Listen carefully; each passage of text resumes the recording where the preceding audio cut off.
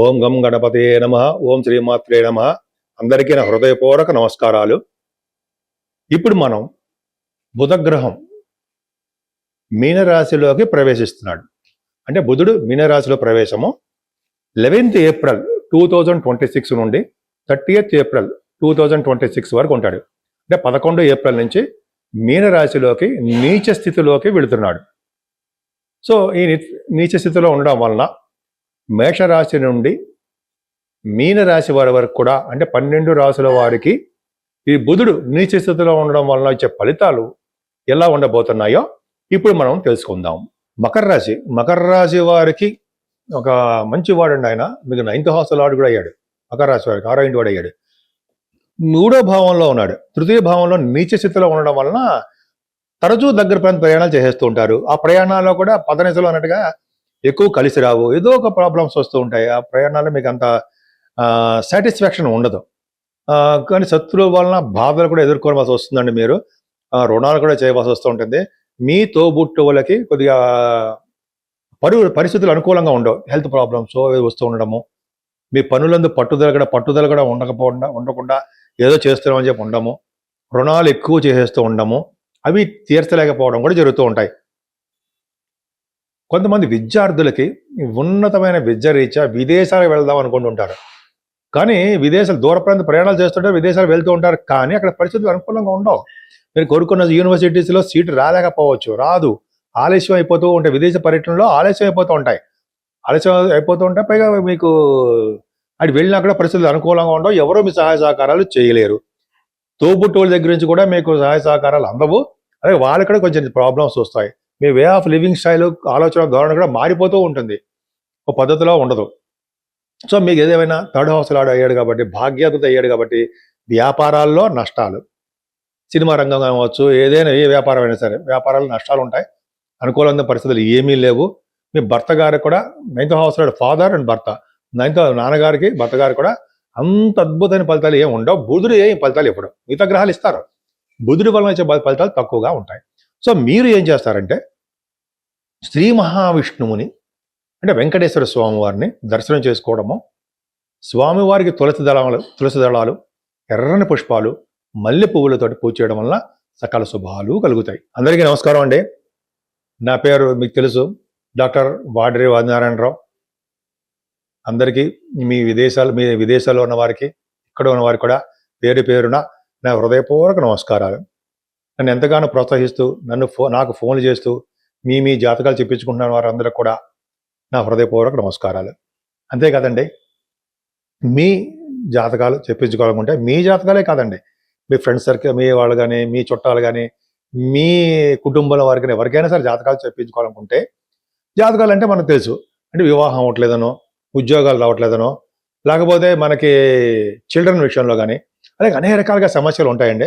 ఇవన్నీ కూడా జాతకంలో కూడా ప్రస్ఫుటంగా మనకి అవకాశాలు ఉంటాయి. ఎందుకంటే డిగ్రీస్లో చూస్తూ ఏ దశలు జరుగుతాయో చూసుకుంటూ అది చెప్పడం ఈజీగా చెప్పచ్చండి. నేను చెప్తుంటాను, ఎందుకంటే 36 years ఎక్స్పీరియన్స్ కూడా ఉంది. అంత అద్భుతమైన ఎక్స్పీరియన్స్ ఉన్నది మాత్రాన అద్భుతం అని చెప్పి మనం అనుకోకూడదు, బట్ చెప్పగలను జాతకాలు.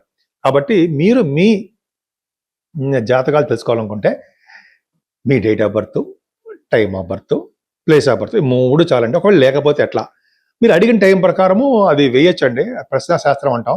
మీరు గబుకొని అడిగే, సార్ నాకు టైమ్ ఆఫ్ బర్త్ లేదు, మీరు చెప్పగలరా అని కనీసం మీ పుట్టిన ఇయర్ అది ఉంటే మీ అంటే చెప్పచ్చు.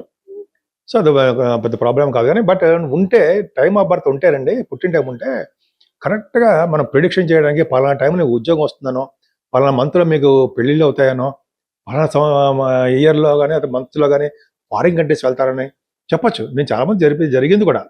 ఇంకో వీడియోస్ కావాలని పెట్టమని పెడతా కూడా. సరే పక్క పెడదామండి. అంతేకాకుండా వాస్తు సంబంధించిన విషయాలు మీకు ఏమైనా డౌట్లు ఉన్నా, ఏమైనా మీకు అడగాలనుకున్నా కూడా మీరు వాస్తు సలహాలు కూడా నేను ఇస్తానండి. వాస్తులో కూడా నేను ఆస్ట్రాలజీ అండ్ వాస్తులో కూడా నేను చేశాను. 26 సంవత్సరాల కళ నాకు డాక్టరేట్ చేయాలని, అలాగే భగవంతుడి దయ వల్ల వచ్చింది. పక్క పెడదామండి. సో మీ జాతకాలు చెప్పించుకోవాలనుకుంటే తప్పకుండా మన ఆది ఆస్ట్రాలజీని మీకు ఫోన్ చేయండి, కింద స్క్రోల్ అవుతుంది. ఇలా నేను షూటింగ్స్లో ఉన్నప్పుడు కానీ, జర్నీస్లో ఉన్నప్పుడు కానీ, పర్సనల్ పనులు ఉన్నప్పుడు కానీ నేను గబుక్కని మీకు ఫోన్ లిఫ్ట్ చేయలేకపోవచ్చు. నేనే పర్సనల్గా మీతో మాట్లాడతాను.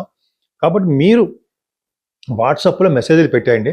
నేను తప్పకుండా చూసి నేను మీతో మాట్లాడతాను. మీ జాతరకు సంబంధించిన పరిష్కార మార్గాలు ఏ విధంగా చేస్తే బాగుంటుంది అదన్నీ చెప్తాను.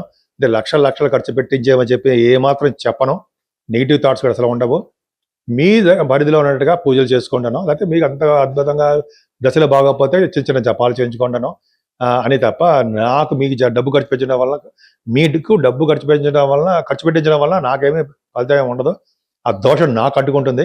కాబట్టి నా సాయశక్తిలా మీకు కష్టపడి జాతకం చెప్తాను. టైం బాగోపోతే మాత్రం కొంచెం చిన్న పరిహారాలు చేసుకోండి అని చెప్తాను, అంతే. సరేనండి. మనం ఈ నెలలో మన శుక్రుడు గురించి చెప్పుకున్నాం కదా. అసలు ఈ శుక్రుడు యొక్క ప్రభావం మనమే అందరి మీద ఉండాలంటే ఏం చేయాలి?